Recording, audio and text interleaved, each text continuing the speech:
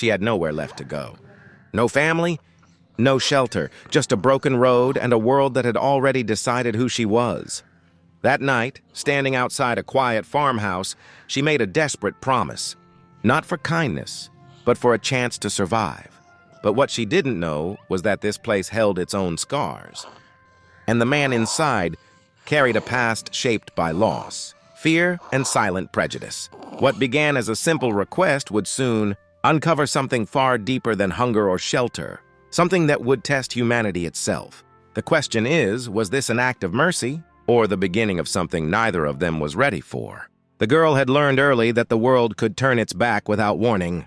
Days blurred into nights as she moved from one place to another, carrying nothing but quiet resilience and a past she never spoke about. People saw her, but never really looked, just another shadow passing through streets that were never meant to feel like home. By the time she reached the edge of that small farming town, exhaustion had replaced fear. The fields stretched endlessly, calm on the surface, but heavy with a silence that didn't feel welcoming. At the center stood an old farmhouse worn by time, much like the man who lived inside it. A widowed farmer known for keeping to himself, bound to routines that left little room for strangers, especially ones who didn't belong. Their worlds were never supposed to collide. One carried the weight of being unseen. The other, the burden of loss shaped by quiet judgments he barely questioned. But something about that night felt different.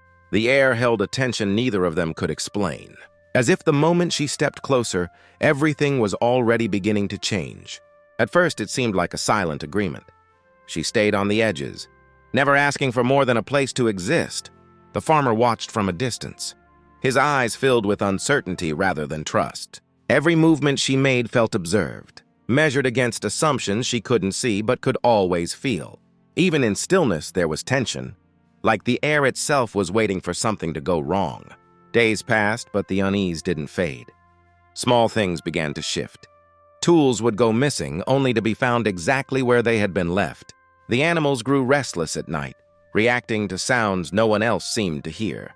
And somehow, without proof, without reason, the suspicion always circled back to her.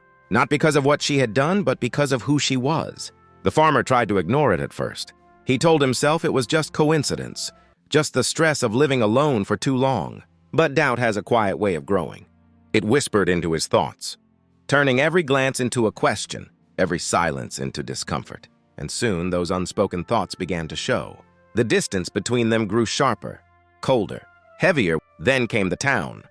Word spread quickly, the way it always does in places where everyone watches everyone. People began to notice her presence, an unfamiliar face in a place that didn't welcome change. Their curiosity didn't come with kindness. It came with judgment, with quiet conversations that grew louder each day. Eyes followed her when she walked near the fields, lingering longer than necessary, filled with something far deeper than simple suspicion. One evening, a group of locals passed by the farmhouse. Their laughter wasn't friendly. It carried an edge, something meant to be heard. They didn't need to say much. The message was already clear. She didn't belong. And the farmer, he heard it too. That night, the silence inside the farmhouse felt heavier than ever.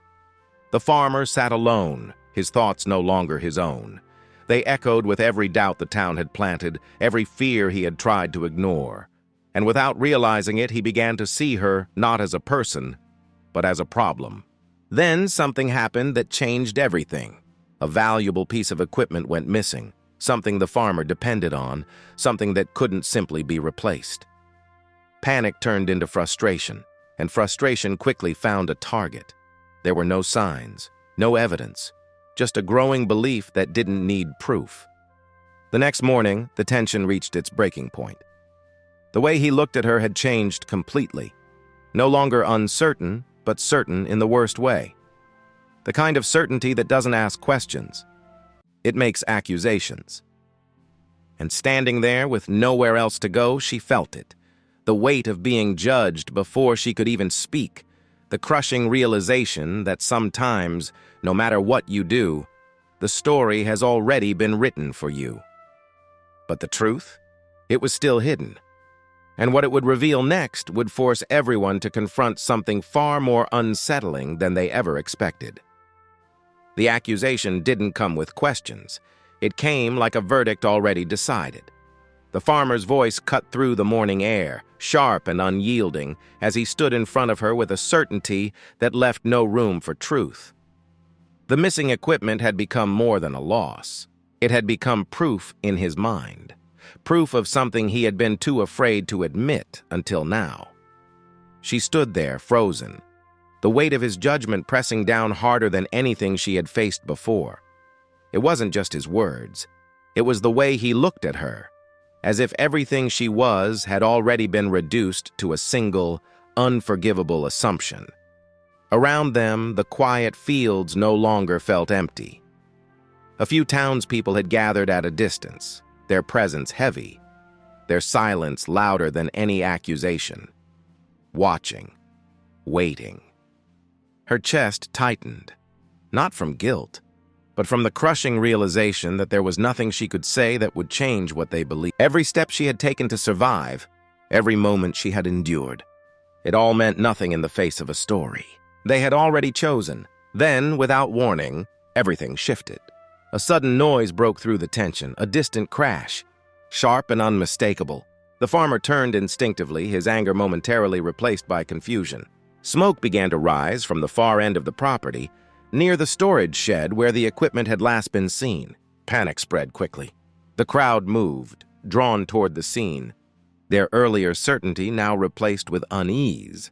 The farmer hesitated, caught between the accusation he had just made and the reality unfolding in front of him. And in that moment, something became terrifyingly clear. If the truth was waiting beyond that smoke, then everything they believed, everything they had done, was about to be exposed.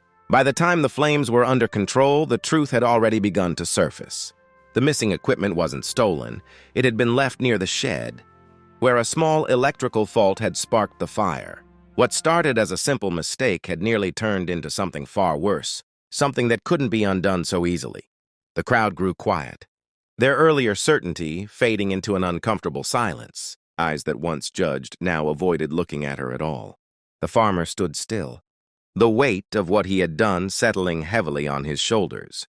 For the first time, he wasn't looking at her through fear or suspicion, but through the realization of how quickly he had believed the worst. But for her, the damage had already been done. The accusation, the stares, the silent agreement that she was guilty before proven innocent. It didn't disappear with the truth. It lingered, deep and unshaken. A reminder that sometimes the hardest thing to escape isn't the situation. It's the way people see you. She didn't stay much longer after that. Not because she had nowhere to go, but because she understood something that night. Survival isn't just about finding shelter. It's about finding a place where your existence isn't questioned. And that place, for her, still didn't exist there. The farmer was left behind, not with anger, but with something far heavier, regret. A quiet, lasting regret that no apology could fully erase, because the truth had come too late to change what had already been revealed. And maybe that's the real story here. How many times does judgment come before understanding? How often do assumptions speak louder than truth? This wasn't just one moment on one farm. It's a reflection of something much bigger, something that happens every day, in ways both seen and unseen. So the question remains, when the next moment comes, will we choose to see the truth? Or will we just believe what we've already decided?